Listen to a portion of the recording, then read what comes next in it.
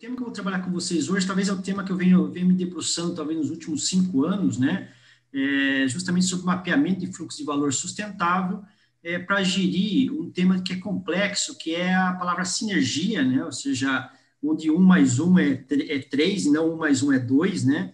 Na área que talvez a gente, hoje é uma área, na verdade, hoje é um tema, Lean e Green, quase não dá para desassociar mais, mas teoricamente são 2 temas, Lean Manufacturing e Green Manufacturing. Então, essa talvez seria o foco hoje de estar apresentando para vocês. Igual foi comentado, só quero destacar, né, então, até para vocês entenderem os meus pontos de vista, né, e as minhas discussões. Então, basicamente, eu sou engenheiro de produção puro, né, mas, lógico, com sotaque do interior, porque automaticamente a gente é da região ali de Piracicaba, né, a região ali de Santa Bárbara do Oeste, que é uma região que tem como referência a Home, Caterpillar e indústrias da área mais metal-mecânica. Então, não tem como desassociar a engenharia de produção dessa área. Então, talvez a minha origem está mais vinculado a uma produção mais mecânica, mas uma produção mais de manufatura, né? A Escola de Engenharia de São Carlos, talvez, tá? Então, me formei em 2001, né, mestrado, doutorado. No doutorado, projeto CAPES, né, ou seja, Probral, antigo Probral. Fiquei 13 meses na Alemanha, né, na TU Darmstadt, fazendo parte dos estudos. E depois, quando eu retornei mesmo na parte de gestão, né, e virei professor em 2008 na Metodista, lá de Piracicaba, e em 2011 eu acabei assumindo a pós-graduação, né, e fiquei por 8 anos coordenando o programa lá, junto com os demais colegas lá, né, de mestrado e doutorado em produção, e a gente acabou recuperando o programa de nota 3 para nota 4. Em 2011, acabei fazendo estágio de 13 meses no Instituto Fraunhofer da Alemanha, né, vinculado à TU Berlim, mas mais conectado ao Fraunhofer, né? Então, só para vocês conhecerem, talvez, um pouco as minhas visões de manufatura, né? E eu, atualmente, estou como coordenador do curso de graduação aqui do Mackenzie, São Paulo. Então, quando a gente começa a falar, por exemplo, da parte de manufatura, né, e aí uma evolução natural, a gente não tem por onde cair na questão do desenvolvimento sustentável. E nos últimos anos, né, ou seja, na última década, talvez, a gente teve uma evolução muito grande de vários conceitos surgindo, várias dinâmicas surgindo, e as dinâmicas, como é natural, elas vão se conectando, né, e vão surgir novos conceitos. Então, basicamente, as minhas visões são as 17 objetivos da ONU, né, de desenvolvimento sustentável. Não posso esquecer que talvez seja a minha maior fundamentação, a visão do Eckington, da parte do Triple Bottom Line, né, que a sustentabilidade é o ponto de equilíbrio entre econômico, social e ambiental, e talvez hoje todos os meus trabalhos, na verdade, focam talvez o Triple Bottom Line como uma referência, mas a gente não pode tirar, por exemplo, como visão, tá, a questão da produção mais limpa, né? Ou seja, que teoricamente está tudo vinculado, mas são linhas de pensamento, né? Da redução dos resíduos e as reduções e o reuso dos resíduos. E aí a gente caminha para uma área super interessante também e complexa, que é as visões de análise de ciclo de vida do produto, né? Life Cycle Assessment, que aí eu automaticamente tentando uma visão mais sistêmica, desde a origem até o final do meu produto, e a gente cai atualmente no que basicamente está se aglomerando uma hora o tema, né, numa visão mais de economia circular, e aí automaticamente pensando um pouco na questão também no aumento de vida dos produtos, né. Perceba, então, que quando eu penso em desenvolvimento sustentável, esses são os nortes que passam pelas minhas fundamentações. Tipo, bottom line, a ONU, produção mais limpa, análise de ciclo de vida, um pouco mais sistêmico, e a parte de economia circular, talvez, que hoje seria mais abrangente. Tá? E aí, automaticamente, eu não tenho como não trazer o trabalho, né, do Jarval, justamente vinculando uma visão mais próxima de mim agora de manufatura. Eu falo assim, bom, a manufatura a gente está lá desde desde a época do Ford lá, tradicional, ou seja, a gente passa para um momento aqui, tudo bem que no gráfico fala na década de 90, né, porque está destacando a questão do OMA, que nem a máquina que mudou o mundo, mas, teoricamente, se pegar o sistema Toyota de produção, já está lá na década de 70, década de 60, automaticamente a gente vem com o sistema Toyota de produção e chega, talvez, numa base que é a parte da manufatura enxuta, né? Ou seja, e aí a gente começa as filosofias de gestão da qualidade e gestão de processo, né? Melhoria contínua, com foco forte na redução dos custos operacionais por meio daquilo que não agrega valor, por meio dos desperdícios. Uma visão bastante de desperdícios operacionais, né? Então, a gente está lá focando em movimentação, focando defeito, focando em operações desnecessárias, né? Transporte, estoque, ou seja, a gente está numa área de tentar melhorar os sistemas de manufatura, né? Com uma visão de redução dos seus custos operacionais, né? E aí, automaticamente, surge, então, mais próximo 2010 aqui, essa terceira fase da manufatura, que é uma visão mais de integração da manufatura num contexto maior. E esse contexto maior, não tem como negar, no primeiro momento, ele tem uma forte aderência com uma visão mais green, uma visão mais ambiental, tá?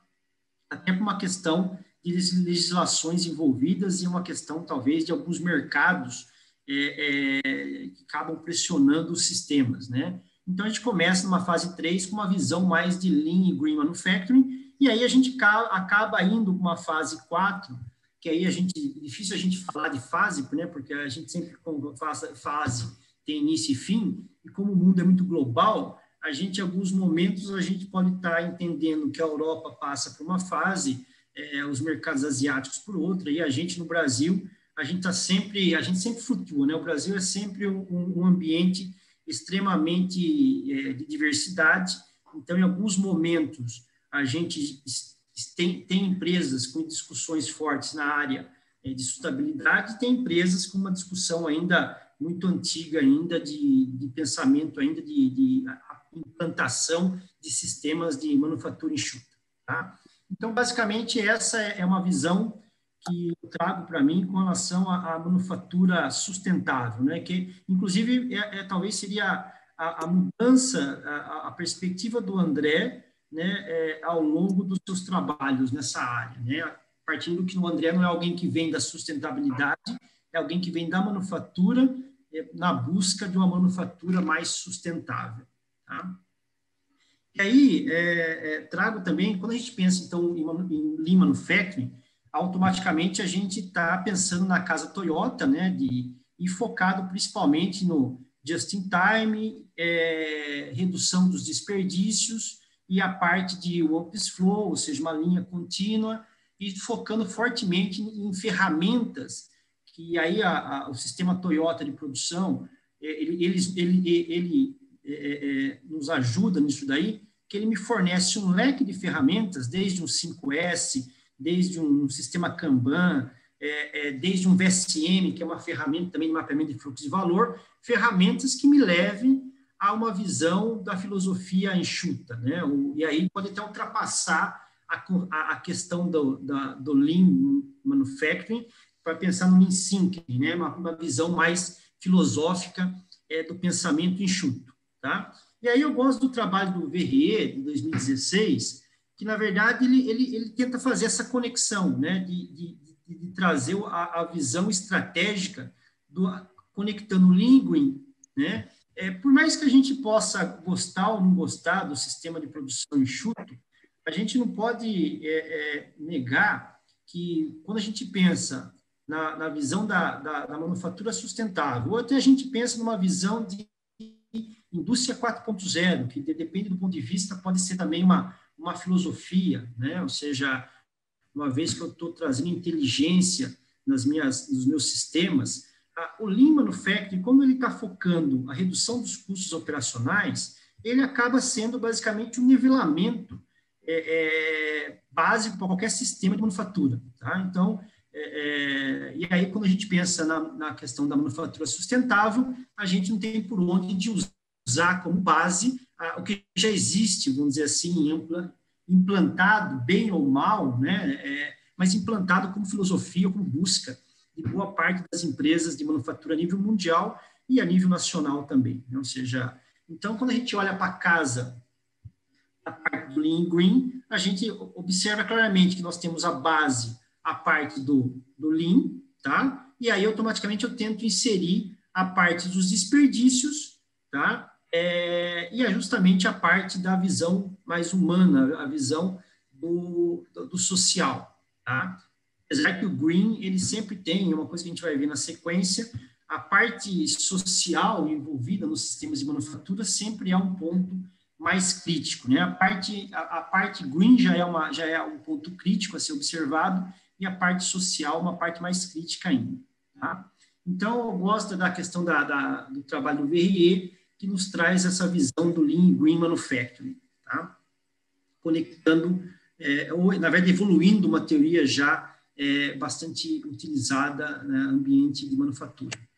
E aí, o VRE traz também uma questão importante, que talvez é a questão das maturidades, né? Ou seja, então, quando a gente vai para a indústria 4.0, que é outra área interessante, ou até vai para dentro do Lean Manufacturing mesmo, né? Ou seja, e aí tem vários trabalhos da maturidade do Lean Manufacturing, né? Ou seja, então, sempre que a gente vem com uma nova filosofia, né, um novo sistema de gestão, a gente vai ter as suas maturidades. E não tem como negar a questão do Green, talvez por ser uma questão mais forte, talvez por mudança cultural, que um ponto importante, tá, é simplesmente a questão da regulamentação. Então, boa parte das empresas acaba avançando na visão Green, né, por uma questão de regulamentação, né? Então, a regulamentação ambiental, a regulamentação daquela minha região, até a regulamentação do mercado no qual estou inserido, acaba me criando pressões para eu ficar buscando. Mas chega um momento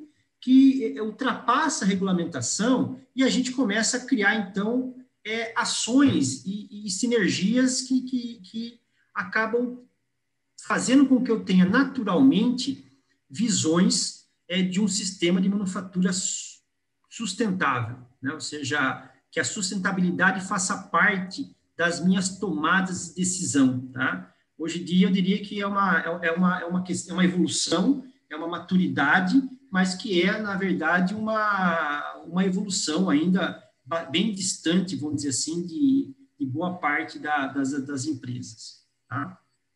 Bom, e com isso cai no tema, talvez, que quando eu comecei a estudar essa área, né, e evoluir da manufatura, do Lean Manufacturing para uma manufatura sustentável, que não tem como eu deixar de abordar o VSM, né, como uma ferramenta tradicional, usando como base o livro do Aprender a Enxergar, Learn to See, né? Ou seja, então ele seria a base de eu tentar criar um método que eu consiga aplicar no meu dia a dia, que seja simples, né? E que eu consiga começar a mapear as características do meu sistema de manufatura, e a partir dessas características do sistema de manufatura, eu consiga criar, dentro de uma filosofia de melhoria contínua, eu consiga criando os meus ciclos de melhoria contínua, tá? Então, quando a gente pensa inicialmente no VSM tradicional, ele está focando lá a visão do cliente, está focando a visão do fornecedor, ele está pensando no meu just-in-time, focando o meu fluxo de recebimento de material, o meu fluxo de expedição do material. Eu tenho meu tact time, ou seja, o ritmo do meu cliente para fazer minha produção puxada, e a partir disso, eu analiso o meu fluxo de informação e analiso o meu fluxo de operação. Mas uma visão extremamente tendenciosa, né? Porque o Lean é tendencioso, porque ele está focando nos desperdícios. Então, o Lean está preocupado com os meus balanceamentos e desbalanceamentos das minhas operações, o reflexo que esse desbalanceamento gera nos fluxos de estoques intermediários, que é os work in process, e automaticamente nas eficiências do meu processo. Então, ele vai tentar fazer com que o sistema de manufatura seja enxuto, fazendo com que o takt time do meu cliente vire meu ciclo de produção e automaticamente eu balanceie as minhas operações, eu enxugue essas operações e, a partir disso, eu trabalho praticamente com o One Piece Flow, como se fosse uma linha de produção sincronizada com baixo custo operacional. Tá? E isso aí, automaticamente, quando eu implanto, automaticamente eu vou ter os times, que vai gerar N situações do VSM atual para o VSM futuro, e a partir dessa visão de VSM atual para o VSM futuro, eu consigo, então, tomar decisões e começar a implantar melhorias no sistema, buscando uma filosofia japonesa de Kaizen, de melhoria contínua. Tá? Então, basicamente, isso é o VSM. Tá? Então, uma ferramenta simples de aplicar. Quando a gente caminhou, os meus trabalhos que tentaram, então, usar ele como uma ferramenta, é usar essa simplicidade e falar assim, bom, já que nos sistemas de manufatura o VSM já é uma ferramenta amplamente utilizada, por que eu não coloco no VSM, tá, o triple bottom line? Então, eu coloco indicadores econômicos,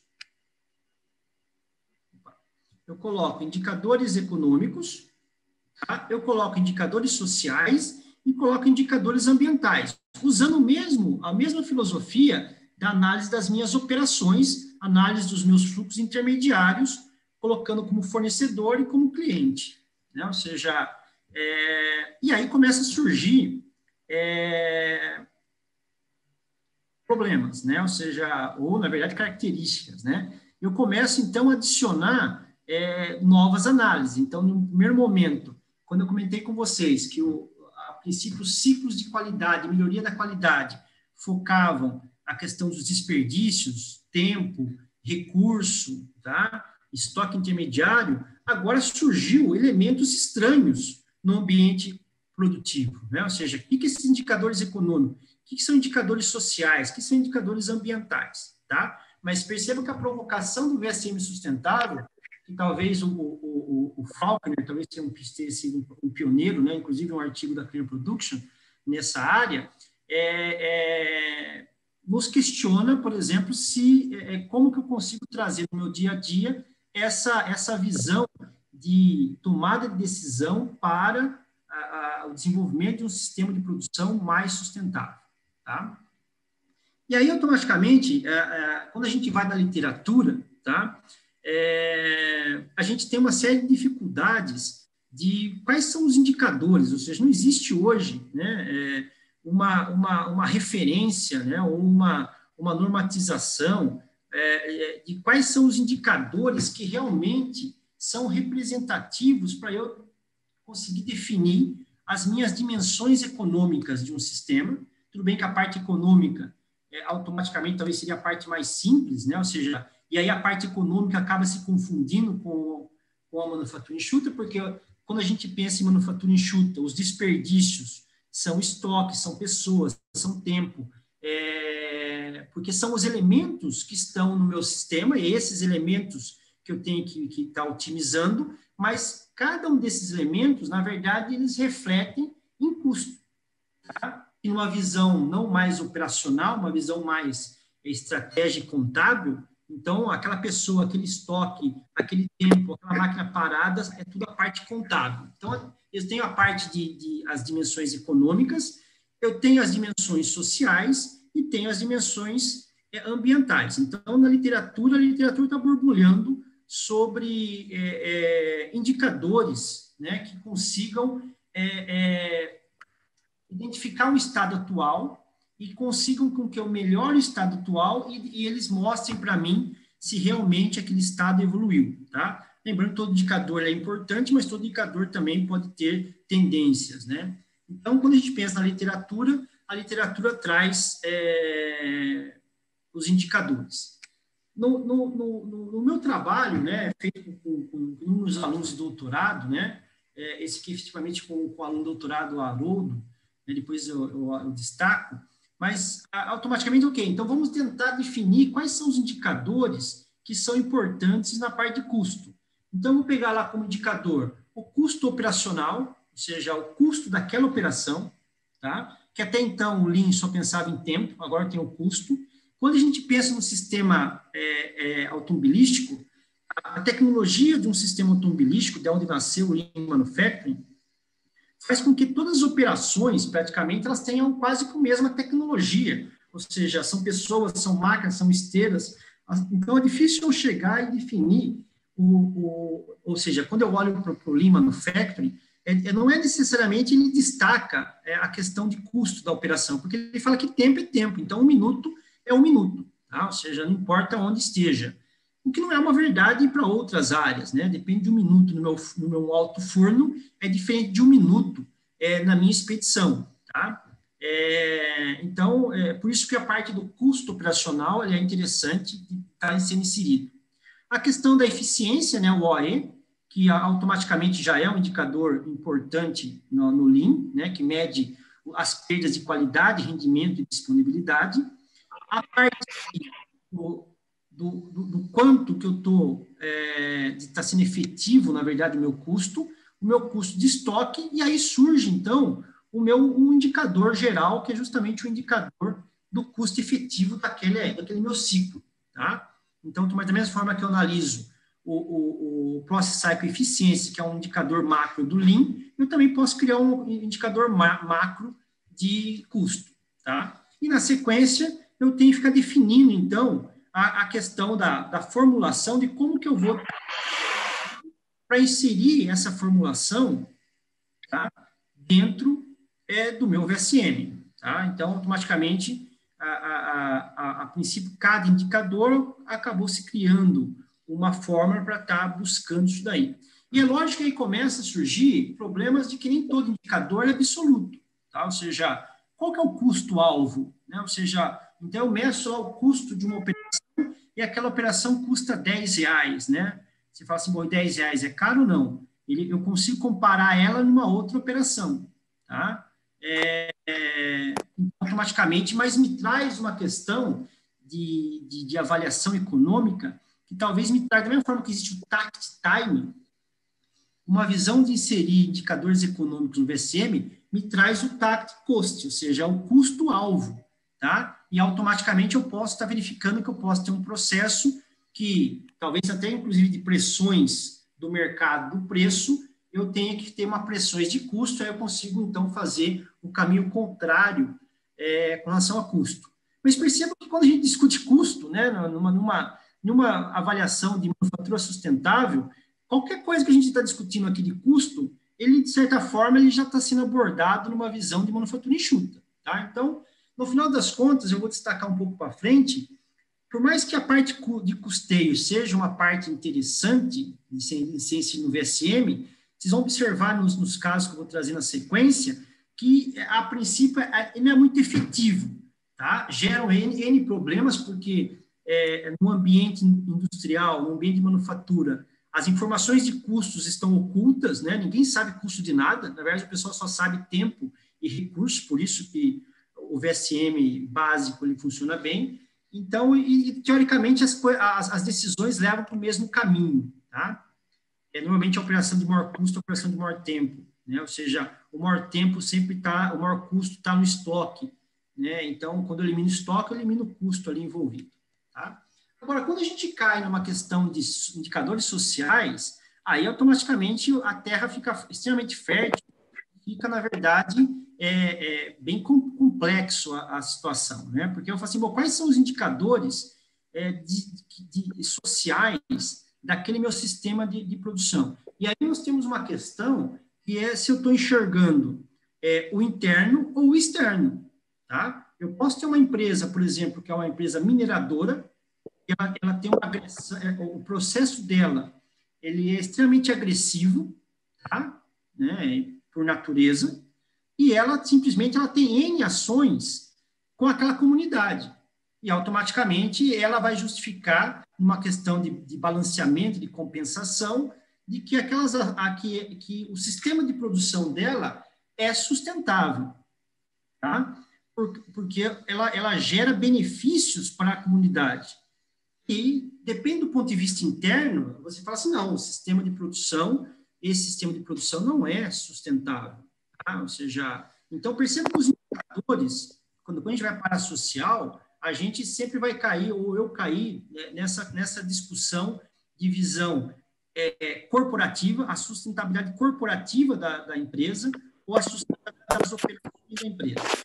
Então, a princípio, indicadores que eu mais utilizei numa visão, talvez, que no final das contas, como a gente está numa ferramenta mais operacional, vai ser uma questão quase vinculada à segurança do trabalho, né? Então, absenteísmo, ou seja, de forma que se um ambiente de trabalho tenha problema, então eu vou ter problema com absenteísmo, turnover, acidente de trabalho.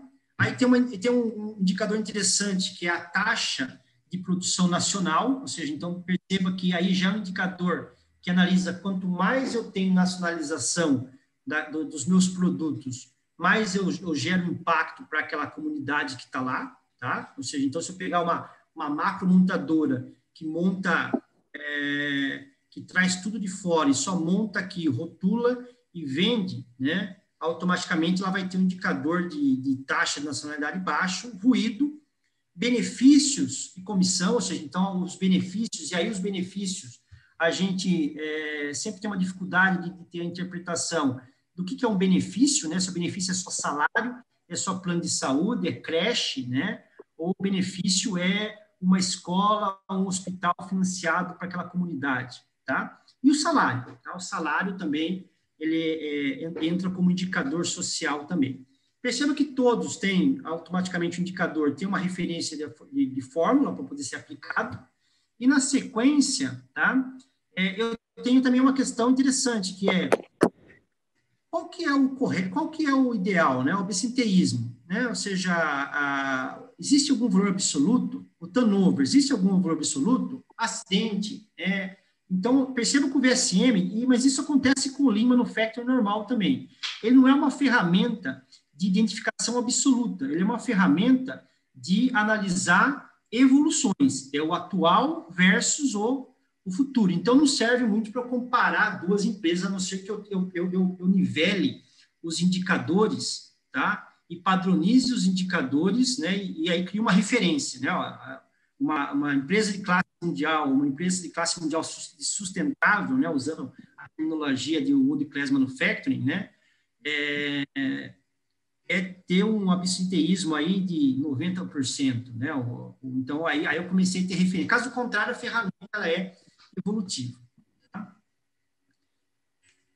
Na sequência, os indicadores ambientais, a gente cai também na mesma questão, né? A gente está dentro das operações. Existem dois indicadores que aí é macro, porque, na verdade, eles refletem a parte econômica também, que é consumo de energia e água, né? Consumo de energia e água, automaticamente, vai estar em quase todos os trabalhos envolvidos.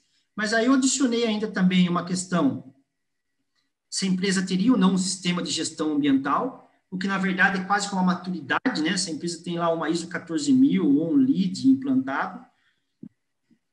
Uma questão de emissão de gases, segregação, ou seja, o quanto que eu segrego, o quanto que eu reuso dos meus wastes, dos meus desperdícios, dos lixos, né? Tá? E qual que é a minha questão do meu tratamento, tá? O quanto que eu uso e o quanto que eu trato dos meus desperdícios, tá? Perceba que também não existe um consenso sobre indicadores. Esses aqui são os indicadores que eu acabei utilizando quando eu fiz meus estudos nessa área. E da mesma forma, a gente cai na mesma questão de indicador absoluto e indicador relativo. Tá? Então, boa parte dos indicadores são indicadores relativos. Eu preciso criar uma referência. Essa referência, a princípio, quando a gente aplica isso daí, pode ser uma referência interna da própria empresa, né? Ou seja, a empresa ela vai dizer para mim qual que é a referência que ela precisa, né? A nossa meta é essa. E aí a ferramenta vai buscar comparar o quanto que você está distante da sua meta, tá?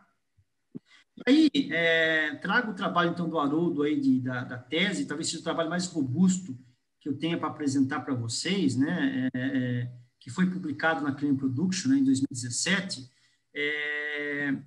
que é justamente uma questão de, bom, e se eu aplicar o VSM sustentável, tá? Aplicar numa empresa de cosméticos. Perceba, então, que eu vou ter, basicamente, o meu VSM, tá, com as minhas operações, olhando o Lean, né, normal, Lean Manufacturing. Adiciono aqui a parte de custeio, então eu tenho o custo dos meus estoques, os custos das minhas operações, tá? E na sequência eu tenho os indicadores ambientes sociais e indicadores ambientais de cada operação, e aí automaticamente, no final das contas, eu tenho um indicador macro, então um indicador econômico, um indicador social, um indicador ambiental, que aí, no caso, eu tenho que usar uma ponderação, tá, para conseguir fazer esse indicador macro. Lembrando que o indicador macro, ele serve como uma referência, mas ele mistura dentro de um mesmo grupo, né? Ele pode misturar, então eu sou muito bom em algo, eu sou muito ruim em algo, ele vai dar uma média lá, tá? E aí pode só me confundir nesse sentido. Mas, como o Lean Manufacturing, a ferramenta VSM tradicional, usa o PCE, né, o Process Cycle Efficiency, que também tem o mesmo problema e é um indicador utilizado, e eu acabei utilizando também, né, nos trabalhos também. E observe quando a gente olha, então, os VSMs, né, ou seja, perceba que aqui, inicialmente, eu coloco a setinha, porque eu vou ter que colocar a minha referência. Então, eu tenho um indicador, eu tenho um valor absoluto, e eu vou ter que descobrir internamente na empresa qual que é a referência, senão eu fico perdido sobre a questão se aquele indicador é bom ou não. Então, eu tenho que ter uma referência, tá, nesse sentido. Tá? Então, por exemplo, aqui, absteísmo, aqui apresentou, a referência era 2%, apresentou aqui 2,2%, tá? Ou seja, então, tá 91% da referência, então ele está abaixo, tá? E aí eu começo a enxergar quais indicadores, tá, estão abaixo da minha referência. E aí perceba que a ferramenta ela ganha uma outra notoriedade, uma outra dimensão com relação à tomada de decisão e ciclos de melhoria contínua, né? Eu não estou enxergando somente estoque e tempo. Eu estou enxergando também que eu tenho um grupo de indicadores sociais, um grupo de indicadores ambientais e tem alguns indicadores, tá, que estão abaixo da referência. Então, no caso aqui, essa operação 1, absenteísmo, turnover. Olha que interessante, a operação 2 não tem problema de turnover. A operação 4 não tem problema de turnover. Tá? Poxa, será que a operação é uma operação... nós estamos falando do quê? Uma operação de a pessoa está lá num ambiente nocivo, com barulho, sujeira, poeira, e na operação 1 é somente uma inspeção? Perceba que, ao analisar operações por operações, eu acabo quebrando a questão de uma visão macro da minha empresa, falar assim, não, a empresa ela faz isso, e dá a impressão que todos os sistemas, todas as operações, elas são iguais. Não sei se são iguais, tem operações que são boas, operações que são ruins, tá? E automaticamente me deu uma referência, eu consigo identificar essas operações, e aí, lógico, vai cair num brainstorm, vai cair numa lista de Kaizen, uma lista de projetos de melhoria, tá? Então, esse é o primeiro ponto interessante, que agora eu tenho indicadores. Eu também tenho uma coisa interessante, que quando a gente mede água e energia, eu descobri aqui, ó, a operação 3 é a operação que mais consome energia, é a operação que mais consome água, tá?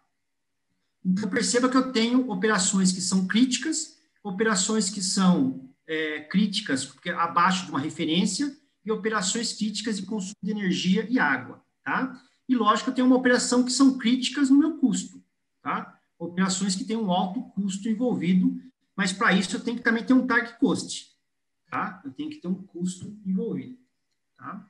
Bom, exemplo na indústria de cosméticos, exemplo na indústria de plásticos, ou seja, então uma indústria que faz componente plástico, seja injetor de plástico, ou seja, entra a resina, ele transforma a resina em produto e no final das contas faz expedição de produtos plásticos. E depois produtos, uma indústria de utensílio doméstico de alumínio, né? Ou seja, então perceba a mesma coisa, eu consigo ter as minhas referências, lembrando que uma referência de uma empresa pode ser não diferente da outra, tá? Ou seja, é uma referência, tá? E a partir disso eu consigo identificar quais são os indicadores críticos, quais são a minha criticidade em água, a minha criticidade em energia. Então, operação 4 é crítico em água, operação 1 crítico em energia.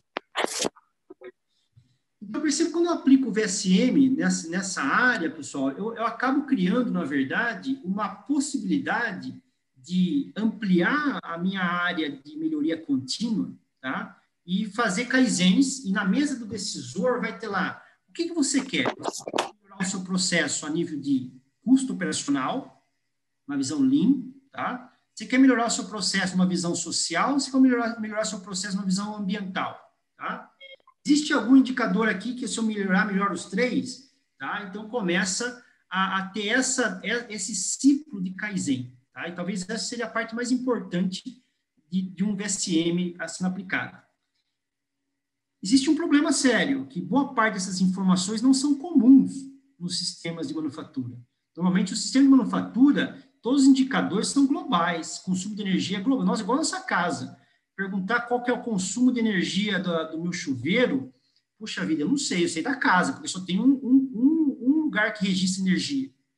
Qual que é a minha torneira que eu mais consumo água? Não sei, eu tenho o consumo da casa.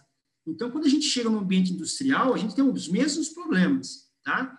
Quando a gente avança na parte econômica, os problemas se tornam piores, talvez, porque a parte contábil não é a mesma parte da operação, tá? Então, é difícil você contabilizar o custeio das operações. E diria de passagem, olhando depois a análise mais profunda desses 3 VSMs, não é necessário a parte contábil, porque a parte contábil ela vai me levar, nesses 3 casos, né, ela vai me levar às mesmas decisões que eu tomava numa visão de tempo e estoque, e fluxo de estoque.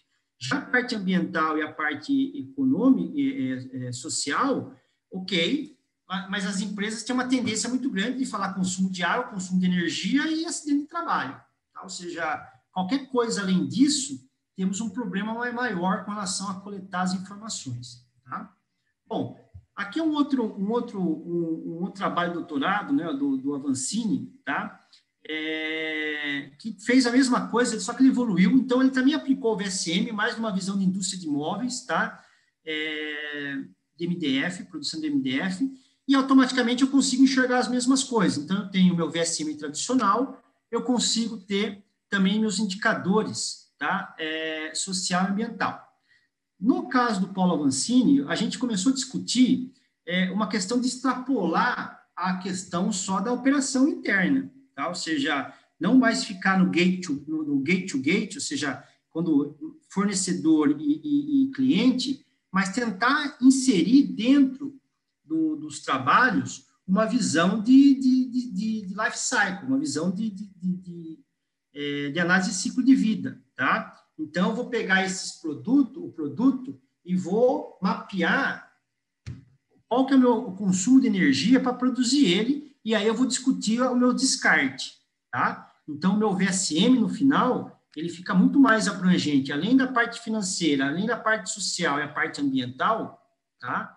Olhando aqui essas partes, eu, na verdade, tenho que adicionar, antes dele na parte aqui, antes e depois, mais um rabicho nos VSMs vinculado à análise do meu ciclo de vida, tá? E aí torna mais complexo ainda, porque o ambiente, as pessoas envolvidas são outras, né? Ou seja, a operação, ela tem uma preocupação, e a operação não está preocupada inicialmente com a questão do análise de ciclo de vida, de como chegou os itens aqui, e nem está preocupada na volta, tá? Então, que na verdade uma visão de economia circular é uma visão errada, né? Ou seja, então, eu não posso negar para vocês que uma coisa é chegar no ambiente com uma nova ferramenta e o ambiente refuta essa ferramenta e fala assim, ó, é o seguinte, não existe isso daí de ficar aqui na operação analisando ciclo de vida ou analisar ciclo pós-vida, tá? Ou seja, a parte da reciclagem, como que vai ser usado. Mas na sequência, passa alguns anos, aí surge a economia circular. E aí você volta e fala assim, não, tá vendo? A ferramenta funciona. A questão de que aquela geração não estava preparada, é uma geração que só pensa numa economia linear de gate to gate, que veio do sistema Toyota e que funciona, né, dentro de uma parte de custo operacional. Tá? Bom, Então, e aí eu quero destacar, pessoal, dois trabalhos super recentes que duas alunas minhas de iniciação de TCC, inclusive, fizeram dentro de uma empresa de invase, né, da linha de bebidas, que analisou a mesma bebida, só que ela é feita de duas formas. Ela é latinha de alumínio ou long neck, né? Até para saber qual bebida que é, né? Ou seja, então eu posso lá no mercado, eu posso comprar aquela mesma bebida em latinha de alumínio ou long neck. E automaticamente, quando as minhas alunas foram para fazer a mesma coisa, tentar enxergar água, energia, matéria-prima, e dentro de um ambiente de invase, tá? O que elas identificaram que tanto no invase de lata de alumínio quanto no invase de vidro, os processos são iguais. Ou seja, não tem diferença nenhuma, é um processo de invase, né, na questão. E o que elas identificaram depois, na sequência, só que o seguinte, o processo de vidro é muito melhor para a empresa, porque uma garrafa de vidro, ela atua em 30 ciclos, tá? Para você enche, aí você lava, enche de novo, enche 30 vezes, tá? Já de alumínio, não, o alumínio é um ciclo só, o alumínio, automaticamente você invasa, o pessoal vai fazer reciclagem e volta a folha de alumínio para você, lógico. Volta lá para a empresa vai enrolar o alumínio e, na sequência, volta para mim, tá? A latinha só para envasar. Então, percebam, no final das contas, que o VSM, depende de onde ele é aplicado, num processo contínuo, tá? A nível de operacional, tá? Os processos, eu não consigo identificar lógico, eu consigo identificar o processo que mais consome água, eu consigo identificar o processo que mais consome energia, o processo que mais gera desperdício. Mas nesse processo, a parte mais importante não era a parte operacional, e sim uma visão mais ampla de ciclo de vida. E talvez a visão de você conectar a análise de ciclo de vida no VSM, tá, seja mais próximo de uma visão de um VSM circular, talvez adiantando para vocês aí alguma temática aí de discussão. Tá? Bom, e por fim, o Avancini também discutiu na época dele, né, ou seja, uma discussão mais profunda sobre sinergia. Como que eu consigo identificar se as práticas, tá, aplicadas nas empresas, elas são sinérgicas? E aí ele criou uma lista de práticas que são práticas do Lean, uma lista de práticas que são puras da produção mais limpa, né? E uma lista de práticas do life cycle. E aí, automaticamente, ele por Pearson, por correlação, tentou identificar em várias empresas, na verdade, são 10 empresas, também da indústria de imóveis, o quanto que na indústria de imóveis essas práticas se correlacionam. E, a partir disso, eu consigo começar a identificar que existem práticas que apresentam mais conexão, mais sinergia, mais correlação, tá? Em relação a outras, né? E aí eu consigo ter uma relação de práticas aí que se conectam, né? E buscam sinergia, tá? Então, pessoal, só indo já para os finalmente, e talvez enfatizando qual que era a minha ideia hoje de apresentar um pouco os meus trabalhos na área de VSM sustentável, né? Que a parte do Lean e do Green são duas áreas que estão com uma tendência muito forte de se conectarem. Inclusive, hoje em dia, com palavra-chave, o Lean e Green é uma palavra-chave, não dá para desassociar mais, não precisa fazer mais Lean Manufacturing e Green Manufacturing.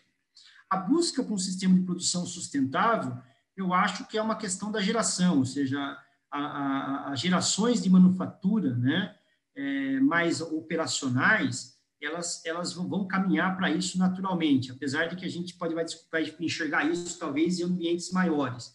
A gente sempre vai ter uma crítica, tá? E eu absorvo essa crítica naturalmente, que o que a gente quer analisar, o macro ou o micro? Quando a gente analisa o micro, tá? A gente pode ter perdas de visões de macro, tá? Mas quando a gente está pensando em filosofia, e aí a gente tem que resgatar a manufatura enxuta, que é teoricamente o sistema atual de produção, o sistema hoje operacional mais utilizado no mundo e amplamente utilizado, ele focou o micro, né? Quando ele define os desperdícios e ataca o que é importante, lógico que ataca o bolso, né? ele é amplamente utilizado, ele é uma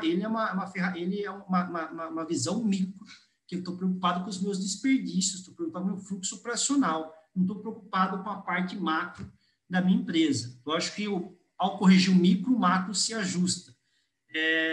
Então, nós temos essa questão do VSM, do micro e do macro, tá? Por fim, pessoal, o VSM sustentável, ele é uma ferramenta que está tentando, na verdade, e talvez ele seja útil para gerar essa questão de sinergia entre o Lean e Green, e que me leve a um desenvolvimento de kaizens, de ciclos de melhoria, tá?